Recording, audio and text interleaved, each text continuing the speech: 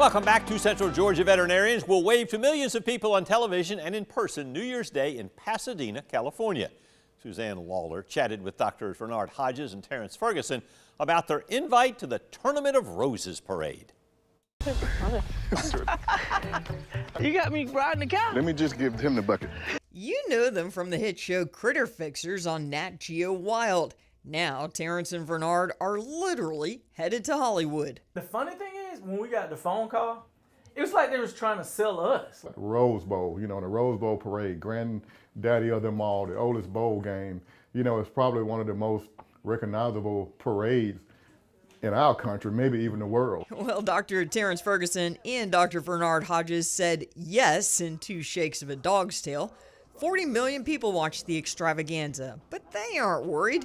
They've had some experience in this kind of thing. For our area and for Georgia and the Southeast, the Cherry Blossom is a huge parade, and it was a great honor. The guys also appeared in the homecoming parade at Fort Valley State, the school where they met and went to business together. But this year, they also met President Joe Biden at the White House. But the Tournament of Roses is far from a tuxedo affair. However, you do have to get the wave down.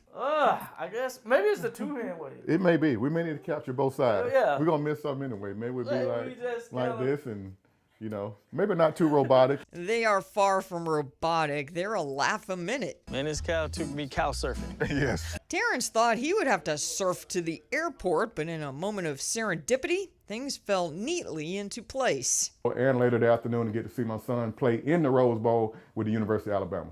It's another experience to add to their bucket list. So my bucket list was full probably 10 years ago. So everything else is just blessings on blessings. I think someone is just dumping extra stuff in my bucket. Suzanne Lawler, 13 WMAZ News.